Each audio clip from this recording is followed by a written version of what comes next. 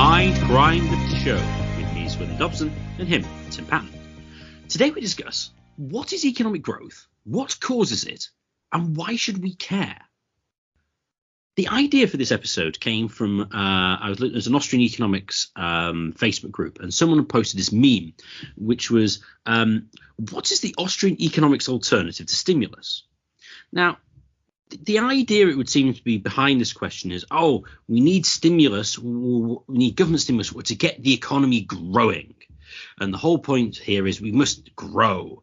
And then the thing is, well, what does it mean to grow? Well, it means we must get GDP growth, real GDP growth. I'll get into the distinction of that in a second.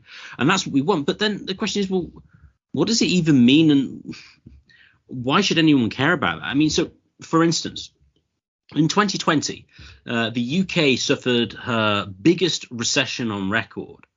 Biggest recession since 1709. And the economy contracted, the GDP contracted by 9.9%. This is the biggest one since the Great Frost of 1709. But then the question is, well, what is it really, and what is it a proxy for, and why should anyone take account of this at all? I mean, it comes to in general political discussions as well. It's like, who is good for the economy, and what's good for the economy is growth. And it's like, well, what is, although to be fair, that can be unemployment as well, but it's like growth. So I think the stuff underlying GDP and real GDP is interesting. So what is GDP? So GDP just stands for gross domestic product.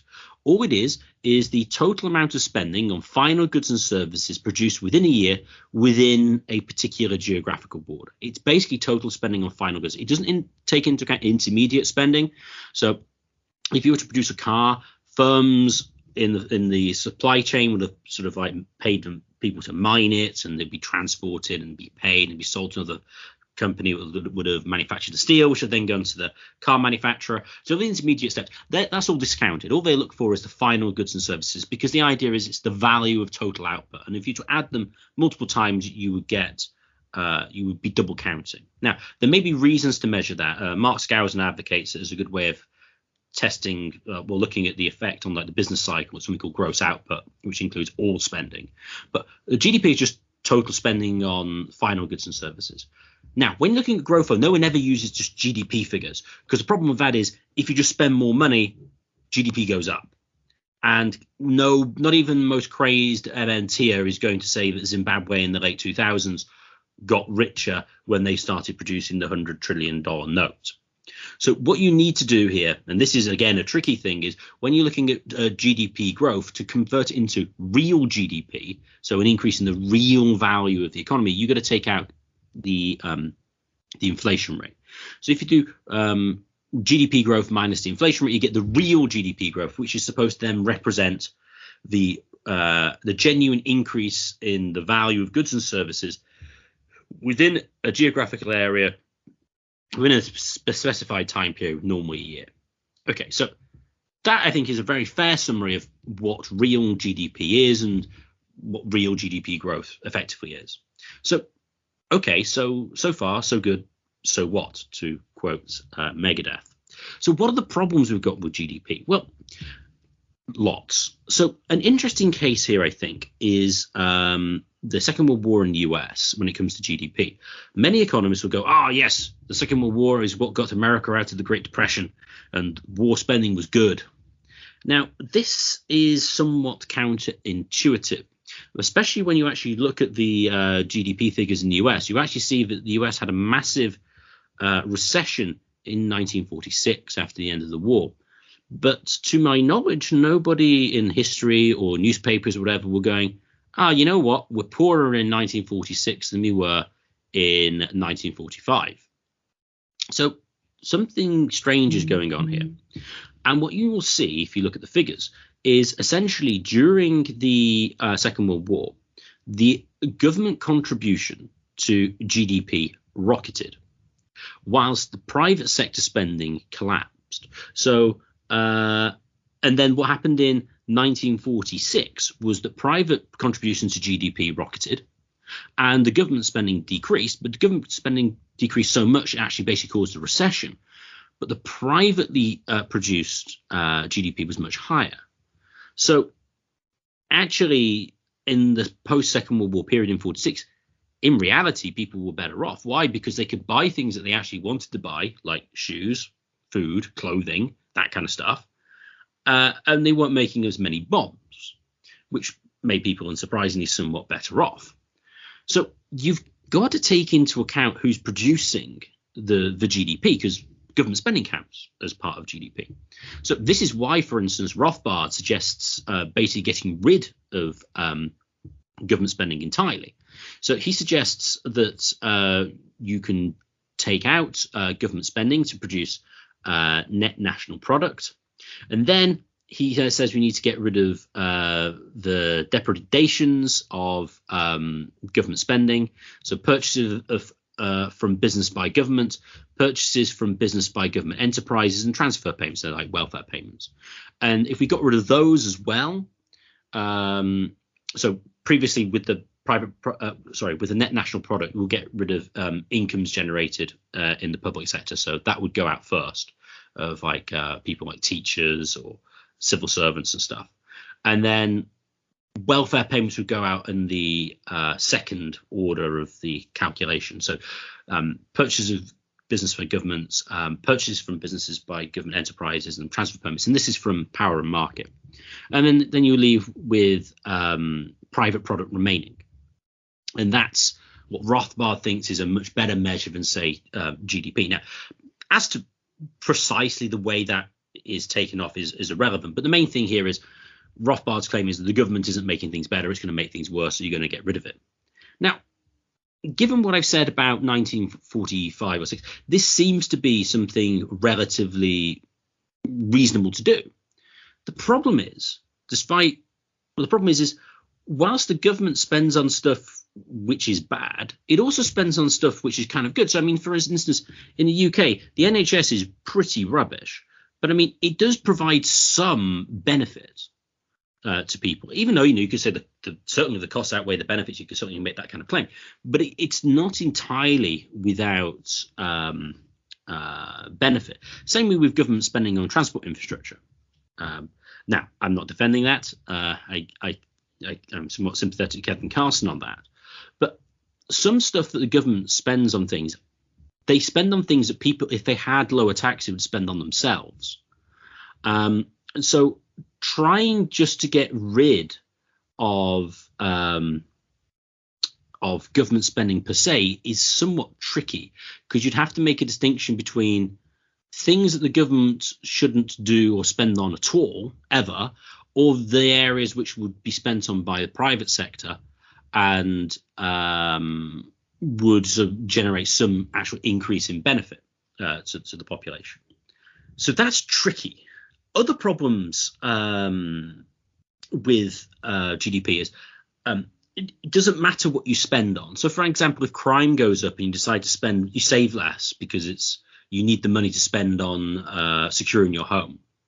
Well, that means that GDP goes up because you're spending more, which is kind of somewhat counterintuitive as to if you're going to use sort of real GDP as a measure of kind of wealth or how rich a society is. So that's definitely a problem. When you're looking at real GDP, you're taking into account inflation. Then again, you get the problems of calculating inflation and whether or not that's actually a meaningful thing to do, for one thing. One argument I've come across in the past is that nominal GDP, not taking out inflation, is actually just a good way of measuring inflation, because what you're doing is you're just measuring how much additional spending there is on final goods and services. And unless they were dissaving, that's basically going to come from new money, assuming, again, the speed of their spending is the same as well. So taking into account what the genuine inflation measure is to calculate real GDP is going to be a problem. I mean, the shadow stats guy says inflation is massively underestimated. I think it is, but I don't think maybe as far as he is. But obviously, that's going to make a big difference as to what the real GDP figure is going to be. And then a big one as well is you could argue that the growth rates in the West from, say, the late 60s, 1970s onwards is significantly higher than it should be, because it's now counting economic output, which it previously didn't. Now, what am I talking about? Well, I'm talking about work of women. Now, if women previously were unwaged and basically worked for nothing for their husbands and provided domestic services, cleaning, cooking, etc., household management, that kind of thing, that wouldn't go down in GDP. I mean, obviously the husband's income, which was spent, would, but there'd be no sort of like additional spending for her sort of income. Now, in the case of her now working for a boss in a corporation, she now gets an income and now have that spending on her, which of course is going to be greater than if she was sort of unwaged, which then means that the GDP figures are now higher than you otherwise would. So then the extent to which, is the GDP figures now comparable with the historic ones, because you're now able to count something you previously didn't count. I mean, to make this more plain, if a woman looks after her own kids, that doesn't go to GDP, but if two women pay each other to look after each other's kids, then GDP goes up by loads because there's an increase in spending. Now, this is kind of weird. So the GDP as a measure of wealth or the value of output is a problem. Oh, and that's another thing to raise as well is when you're looking at GDP, I mean, a lot of GDP in the West is created by the financial sector. And then the question is, well, to what extent does the financial sector actually produce genuine value? I mean, is it just a whole inflationary enterprise via Cantillon effects just helps the West at the expense of the third world? And is it literally just making money and not providing sort of credit to the real economy to produce actual goods and services people want?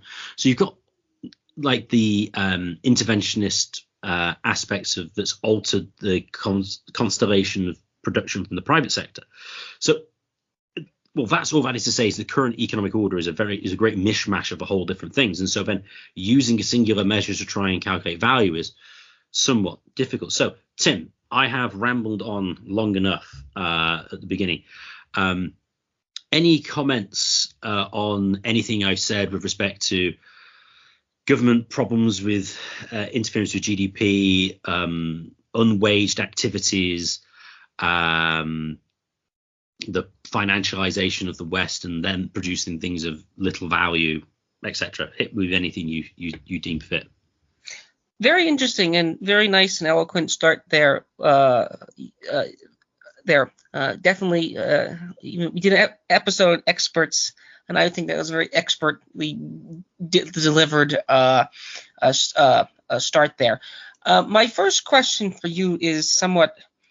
Well, I'll start with I totally agree with the weird quirk that charity and raising like homeschooling or those things don't count, but if they pay, all of a sudden the GDP will go up. This is also a taxable item as well.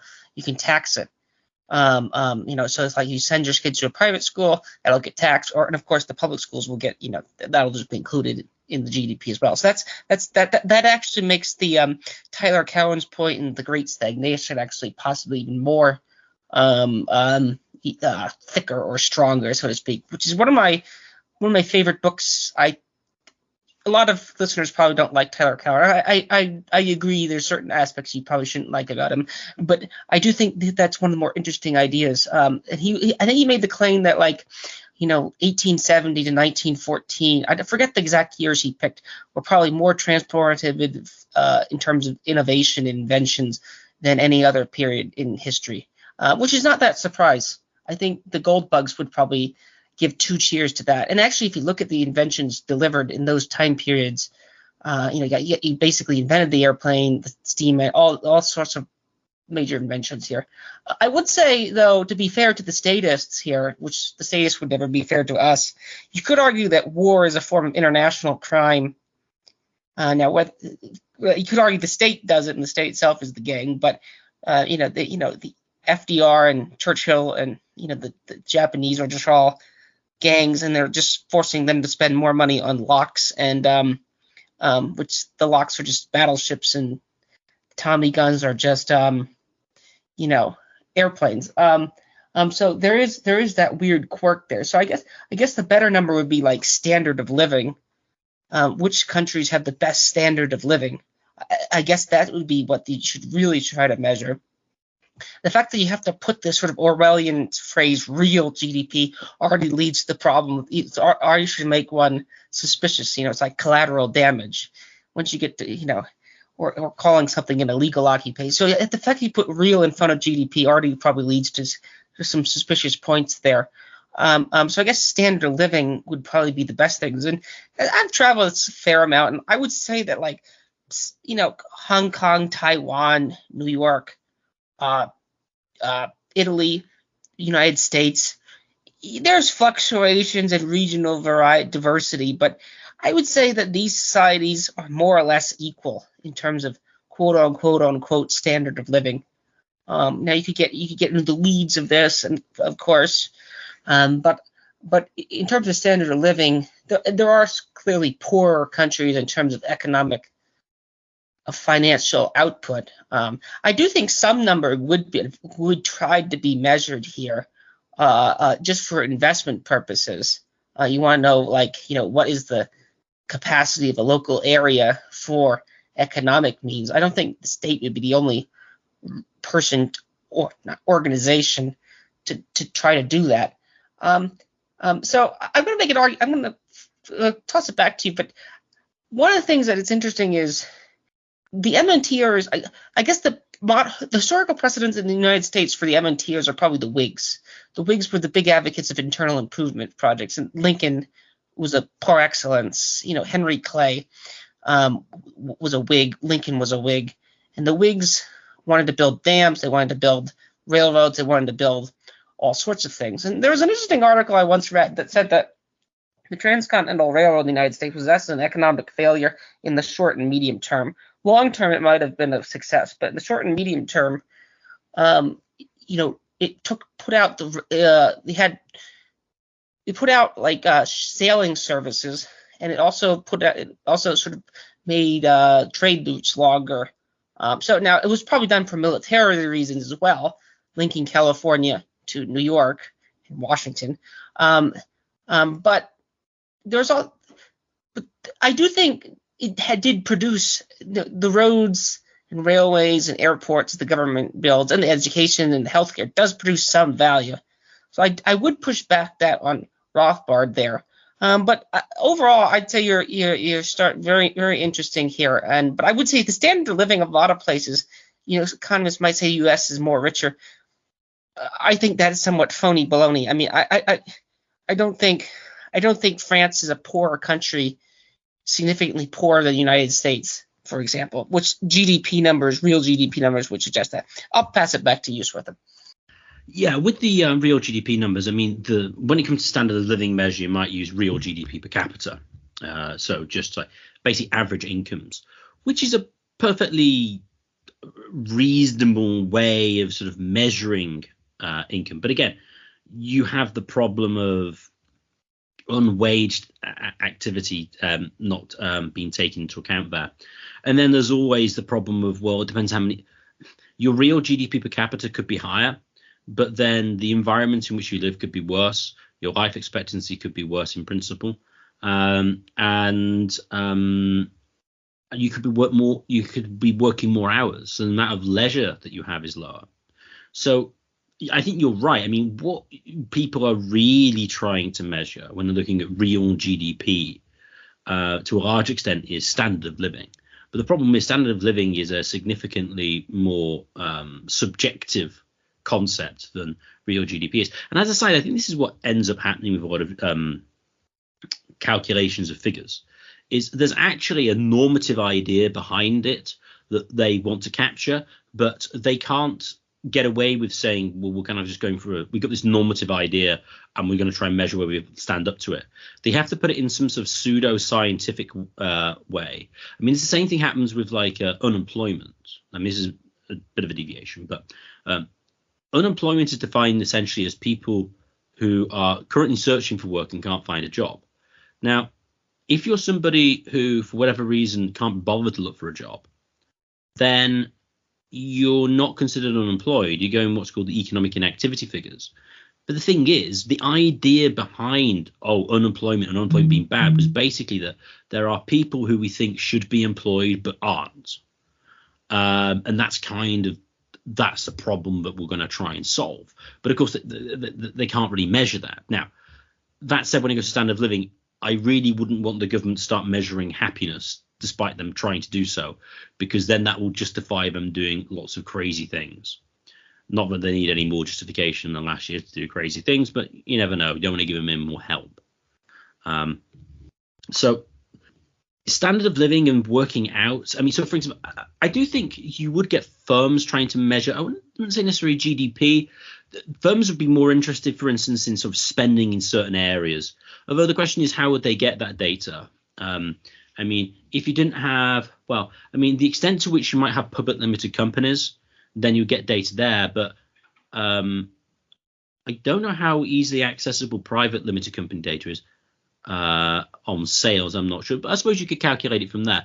But I think firms would be interested in a much more disaggregated figure. Although related to that, though, which is I haven't really thought about for a while, is they might want to measure calculate inflation, and then what would be the best, most useful way of measuring that's another question. I think that would be relevant because, well, it'd be relevant, for instance, if you had, say, like pensions, because you want to have a real value maintained over time to be paid. So you wouldn't just want to be based off your contributions. Although that said, they could just go up and just be a proportion of the fund. So I suppose it could go that way. Oh, no, sorry, insurance is probably a better one with that. If they pay a certain amount of money out, you might want it to go up each year. If, say, the life insurance was $100,000, you want that to go up if there was inflation, because $100,000, like in 1960, clearly buys a lot more than it does today. So I do think there will be attempts at calculating it, but I don't think they'll necessarily calculate the same things that they do here. I mean, the reason behind calculating GDP, in my mind, seems merely just be there for government tinkering with the economy. It's like, oh no, how do we know we're in a recession unless we calculate the GDP numbers? And if we don't know that, then we don't know when we should engage in deficit spending and expansionary fiscal policy and run the debt down, run deficit and borrow and spend. We wouldn't know that. And so, that seems to me the major reason why it's calculated. And the same thing with all these government figures. They're calculated so that they can do things. And as Rothbard pointed out, now this I agree. I think Rothbard goes a little bit far in his criticism of government spending to some extent here. But the problem with government spending, but what Rothbard gets right is just stop the government calculating these things, and then they can't do anything. Because it's just a whole technocratic approach to things, which is why they measure it. Now, all that said, and that criticism about GDP, I do think there is possibly a kernel of truth in what real GDP is trying to calculate. And I think really what real GDP attempts to measure is what I called physical power. Now, physical power, if long-time listeners may remember this, what is power episode, I made a distinction between various ideas of power. And I think the one that most closely relates to the idea of, economic growth is what I refer to as physical power, which is the ability to transform nature to your will. And this is consistent with what you were saying, Tim, about railroads and internal improvements and dams. What you're doing there really is you're transforming nature to conform to your will. Now, this actually dovetails very nicely with the work of Alex Epstein, who people may know from the Center of Industrial Progress, who is very much an advocate of, fossil fuels. But his primary focus is that, how do you increase human flourishing and standard of living is more usable energy. The more energy you have, the more you can convert the world to your will and make it a better habitation for humans. He has some graphs which basically say, if you look at the correlation of GDP per capita and CO2 emissions, they go up hand in hand. So does life expectancy and population. The more that you have control over your physical environment, kind of the better off you are, and the more you convert the world into a place where you want to be. So I think the idea behind it is kind of better. Real GDP is really like technological development to a large extent. Well, technology and capital. I think technology is best understood as recipes and as ideas, and this is instantiated in capital, in machinery. And so, as Tyler Cowen was saying, it seems pretty obvious that the increase in sort of human power over nature was radically improved between 1900 and 1950. And since 1950, not so much. Now, then away, how do you measure this? Well, an interesting thing you could do is you could sort of try to measure the amount of like kilowatt hours or some sort of energy metric that you use per person. I mean, that could be an interesting sort of proxy for actual power, actual sort of genuine real GDP. But then, of course, you have the problem of, well, as machinery becomes more efficient, then you might need fewer kilowatt hours to get the same output. So you've got that problem. But again, I think really when you get to the heart of it, that's essentially what real GDP is trying to measure. How, although somewhat, very inaccurately. Tim, any comments on my stuff on GDP, standard of living, and what I think real GDP is really, in essence, trying to measure? I'm going to give some literal inside baseball analogy here. I'm not sure if most people are probably aware of Nate Silver. Nate Silver actually got his start in fantasy baseball and baseball analysis general at Baseball Prospectus. Used to follow baseball fairly closely, and he was one of the people who developed the sabermetrics, or Moneyball, or those things. And I think it's a sort of similar idea. And actually, I realized a while ago that baseball there was a sort of progressive Marxist element of Keynesian element of sabermetrics, and they would try to and this sort of showed up in the 2011 MVP debate, who was the best player in baseball debate here. So I think there's a certain measure in which GDP is just sort of I don't like to curse on this show, but blank measuring contest. And so far, we're just trying to figure out which society is the richest, or which society is the biggest, has the biggest economy. So I do think, why do people want to calculate? I think there's this sort of, people just want to describe it in the same way people want to know which is the best.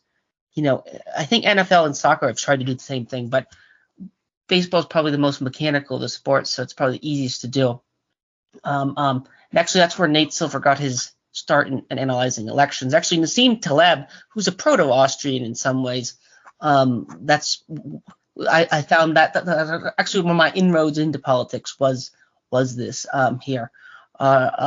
So I would say in the same way that you're trying to figure out, well, the criticism of those things are like, well, this guy is good in the clubhouse, or this guy is, he has some intangible quality, he doesn't, or it's not calculated by merely, he gets on base or something like that. So I think a lot of the same criticisms against one statistic metric could be also applied to GDP. It's sort of a one all-purpose metric here that could be thrown at things. And of course, then they develop other metrics. You say, well, they have different numbers here: real GDP, inflation-adjusted GDP, inflation-adjusted over time. I think there's a lot of different numbers they could throw at you. So I do think there is a desire to just measure things for the sake of measuring things. In this regard, I'm less of a doctrinaire. I don't say this as a criticism. I'm less of a doctrinaire libertarian than you and Rothbard in that regard. I would more side with David Friedman here, that for now people don't view the state as a criminal organization. So when the state, there are people that don't want to fill out census forms in the United States, and actually now I sort of sympathize with them. But that was only up until 2 years ago. I would have thought, so what? They want to know how many people are in your household. But now I sort of understand that since the last 2 years, why there are people who are census holdouts, for example. And I think even certain groups like if I remember correctly, certain Quakers or Amish, if I remember a subheading once, didn't want to be counted because they thought it was for the draft. And they're probably correct about this. So there is an impetus for the government to want to count things so they can control them. But that's just sort of the way it is here.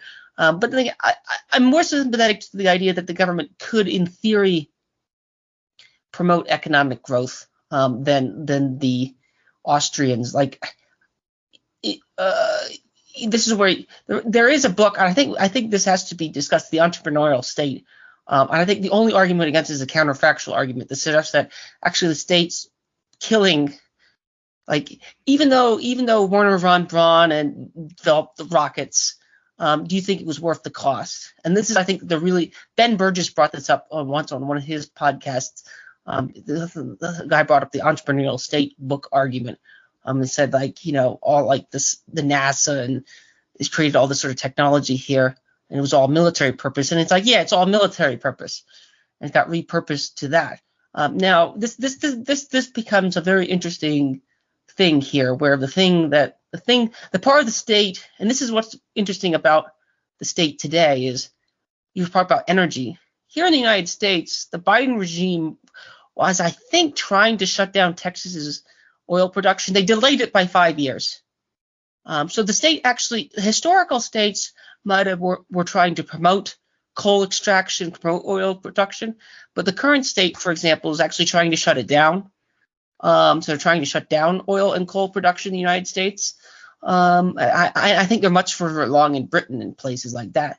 So in a way, you can have a sort of the doctrinal aversion against the state, or you can have a more pragmatic, well, the current existing state is just sort of stupid and is trying to make us actually a lower standard of living by forcing us to use renewables, which for now don't seem economically beneficial. Although, of course, you could go down the Kevin Carson in rabbit hole as well, and you could wind up with the same solution. So there's sort of weird coalitions of who's like solar panels, people who want to live off the grid like solar panels. So there are weird coalitions here that somewhat develop.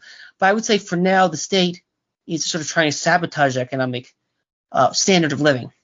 That's my long-winded response to your question here. I do think Rothbard is correct. The state wants to count things so they control things. It'd be better not to count things. But people like counting things. It's what people do here. I mean, we could go back to our Does Numbers Exist episode, but that's just I think that's just going to happen. That'd be my response there. Sorry for the long-winded response. No, I suppose in response, I'd rather the autistes count things than psychopaths. I suppose that would be my response to counting of things. The baseball sabermetrics crowd is just full of autistic people. I mean, that's all. Well, yeah. But I mean, get them to count stuff, not psychos, not Justin Castro or Justin Castro or Fidel Trudeau, depending how you want to go with that. Maybe I was unclear before. I do think Rothbard goes a little far into completely discounting all good of sort of like government spending, because I mean some government spending can be useful and it does contribute to sort of standard of living in a way. And the government built dams or power stations and stuff. It's increasing man's mastery over the earth. That's true. But it's kind of the opportunity cost point, which is kind of the major one, and is whether or not they're doing it better or worse than the private sector would. Now, of course, you could make the claim that, the private sector would never produce all this stuff, say, for instance, in wartime, and so overall sort of standard of living is higher because of all these technologies created for military purposes. I mean, I suppose that is, I suppose, possible, but I mean, how many? Now, I may be just ignorant on this point. Most of the benefits from sort of military technology seem to be relatively old. I mean, there don't seem to be particularly recent ones. I suppose you make the argument for GPS. But my understanding of GPS, though, it required a lot of, and this is a case I think a lot of the time from the arguments I've come across for justification of government spending on R&D and military times for sort of propelling growth, is that actually a lot of this military tech needed significant modification for the civilian market. So to what extent it is like a military technology at that point is another question. So I would quick button here. The entrepreneurial state argument is interesting because it's like the part of the state that the sort of Folksist left would hate the most is the very part of the state that is the most entrepreneurial, paradoxically. It's the Pentagon. Like it's the part of the state that is like, it's not, and actually David Graeber would try to make this argument to say that the reason why there's no things to clean toilets and you still have people cleaning toilets manually is the state hasn't developed a job to do that. Now that's a sort of like opportunity cost argument. We actually need to develop resources to do those things. But there's never a we. This is the anarchist point. There's never a we. The state's just a rubber gang. So the state will always invest in military and security because that's what the state is in practice. It's not like a beneficial charity here. But that goes off in the minarchist-anarchist weeds. I don't want to go too far there. But keep going. No, that makes sense. But you're right, though. I mean, would they? It's not just whether the private sector produce the exact same technology but better, but they just produce something entirely different. And the question is, what is required? Now, you could go the anarchist-minarchist thing. You could say, well, you make the public goods argument. The private sector wouldn't produce enough military defense, and so therefore, the socially optimal level of sort of weaponry, etc., is going to be created by the state. And so you could make a defense that way. Although it does seem interesting, though, with the state when it produces military hardware, is it wants to increase its supply of military hardware and reduce its population's access to military hardware at the same time. So to me, it's not immediately obvious which one's going to have the most in that respect. I think you're right, though, as well, that if you had sort of like the Mold-Buggian government, you could make an argument that it was genuinely trying to help standard of living, because, I mean, a lot of government policy now, especially with the environmental stuff, clearly is not there to aid standard of living, really, unless you're somebody who, well, even if you buy into catastrophic global warming, spending all the money. So, for instance, in England, they're trying to ban new petrol and diesel car sales by 2030. And all new houses now are going to have charging points. When they had the lockdown in 2020, world CO2 emissions only fell by 7%. And that was mostly transport. So what you're doing is you have the governments trying to really promote electric cars because somehow this is going to reduce CO2 emissions, when it's only 7% of the world's CO2 emissions.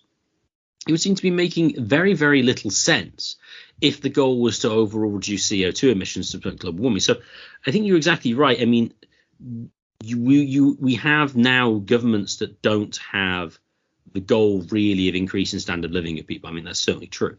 I think well, maybe it was always the case. The Chinese government and the Russian government are spending lots on natural resources and resource extraction. So I will say there are some governments, interestingly, that do that. I'm being parochial. I'm meaning the Western governments, but yes, that's fair. Yes, certainly with the Chinese. I mean, you can say the Chinese have a bad policy, but they certainly do seem to have the goal of making China great again, which in part means that the population is richer. I think Peter Zian was saying that they really are trying to move away from being heavily reliant on exports to be able to increase domestic consumption, to increase standard of living. Because currently in China, a lot of their GDP comes from exports, primarily to the US and other countries, which is done by keeping the value of the yuan low to make exports to the West cheaper, which of course means that imports from outside of China for the Chinese consumer is more expensive. So you have that kind of trade-off. But to go back to the entrepreneurial state, I mean, the opportunity cost and the trade-off thing is crucial here. I mean, it's a counterfactual, but I think it's a counterfactual. You have a justification in thinking that actually the government would be worse at doing this than the private sector. Who would you rather have? An organization that can devolve its costs onto other people and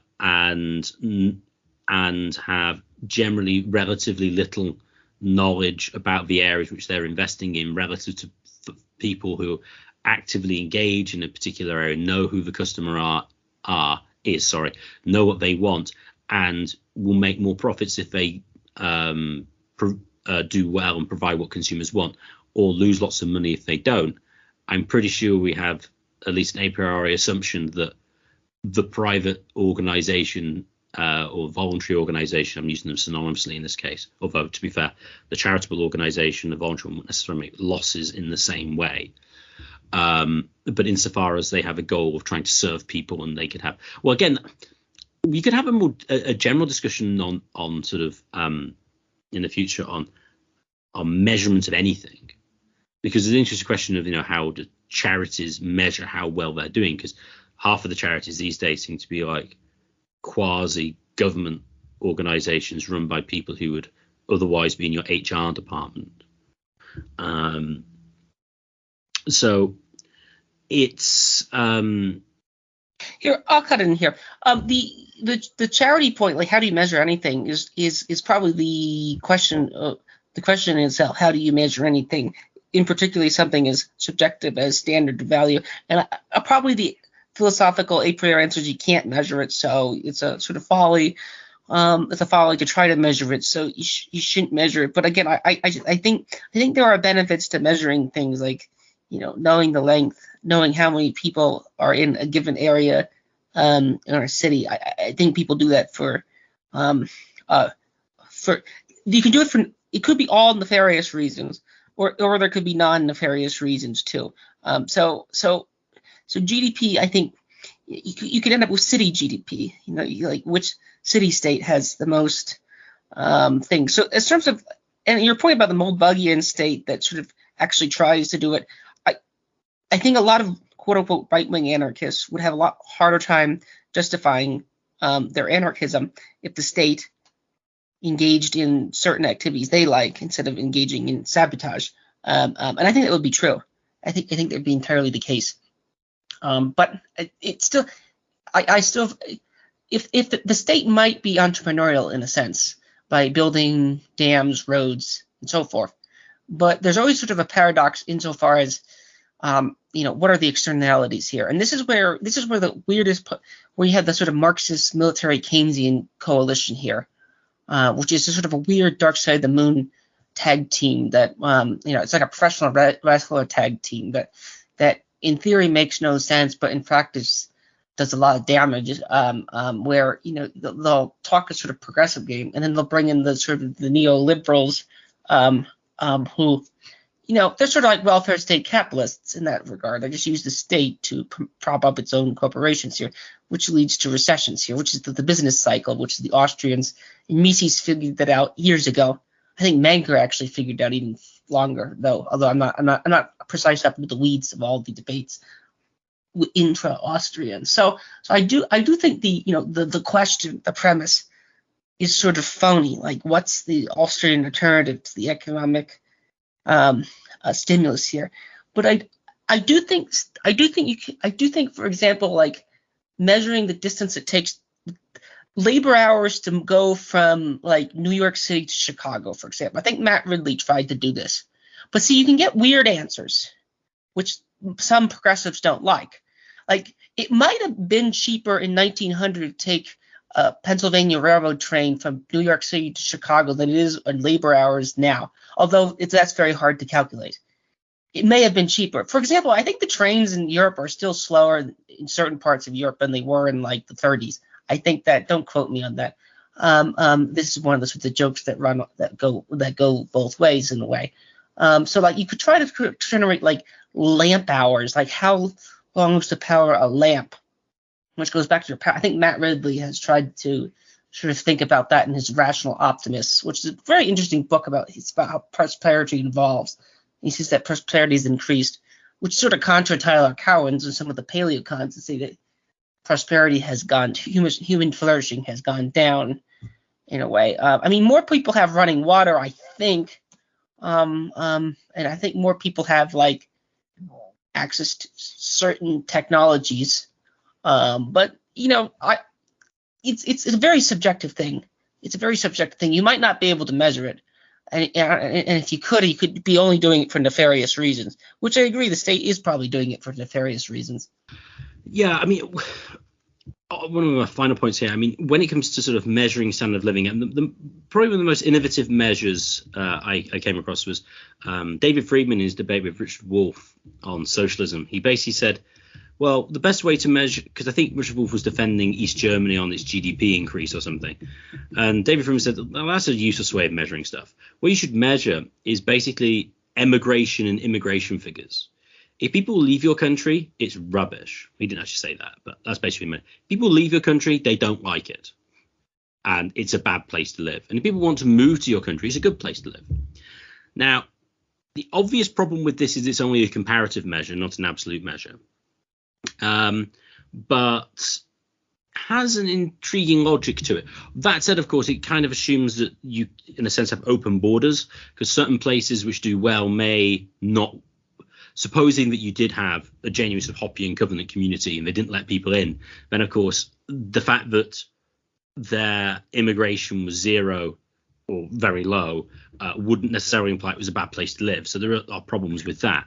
Also, the contra Friedman here. Also, the Chomskyites and the Blumenthals and the Greenwalds would probably say, well, Mexico's a dump because the U.S. has set up, like in Venezuela, they've set up coups and drug wars and things like that. They would also make those arguments. Well, they have to leave because they can't be sovereign. In that's also a favorable argument. Same way with Syria. You could say, like, that's the reason it's dumb. But that's my sorry for. Oh yeah, you could certainly make that case. Yeah. But irrespective of that, it would still be a bad place to live.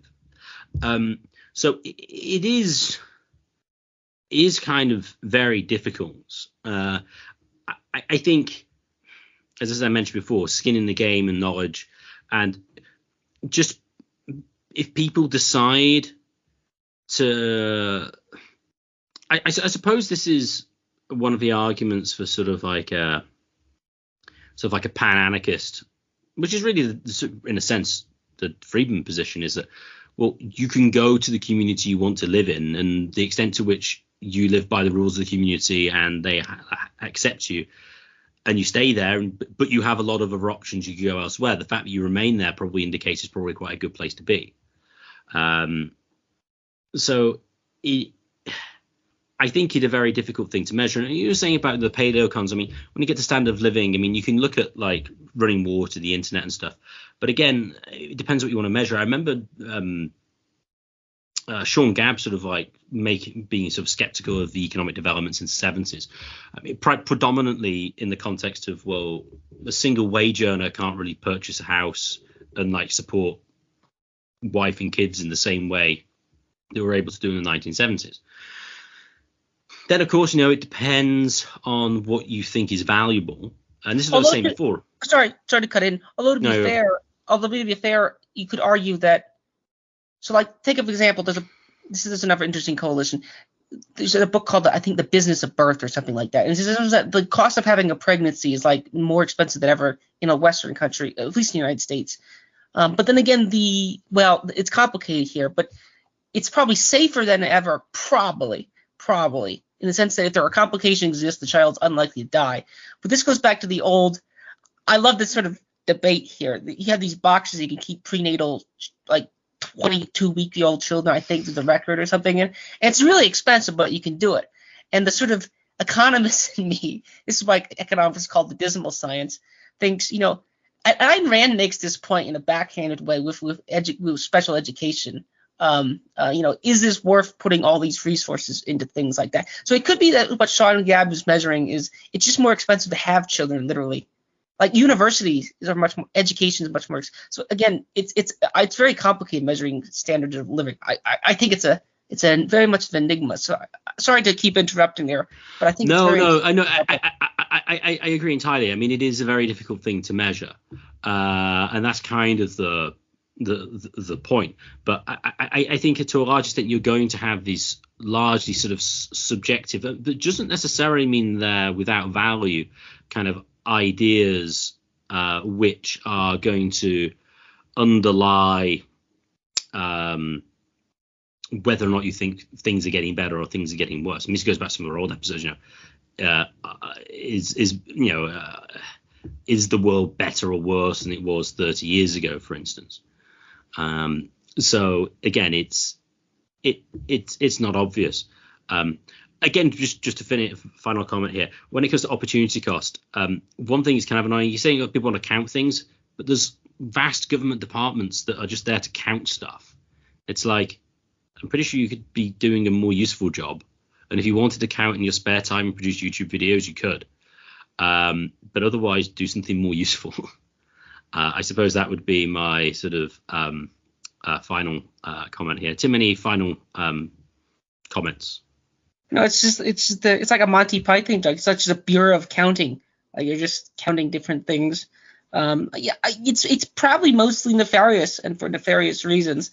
So yeah, don't fill out census forms or things like that, or other government surveys. So, but people want to do it, and people want to figure out, which is the most productive country in the world. I think that is actually somewhat the sort of where the GDP comes from.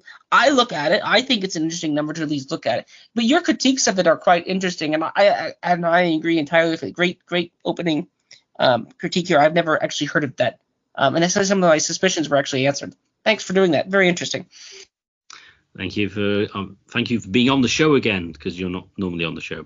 Anyway, now I'd just like to thank everyone for listening. If you've enjoyed this podcast, please share it with your friends and family or anybody you think would find it of interest. And please subscribe to us on Podbean on YouTube. The more subscribers we get, the higher we get in the search rankings, and the more people can access this material. If you'd like to contact the show for any reason, please contact us at mindcrimelibetyshow@gmail.com. That's mindcrimelibetyshow@gmail.com.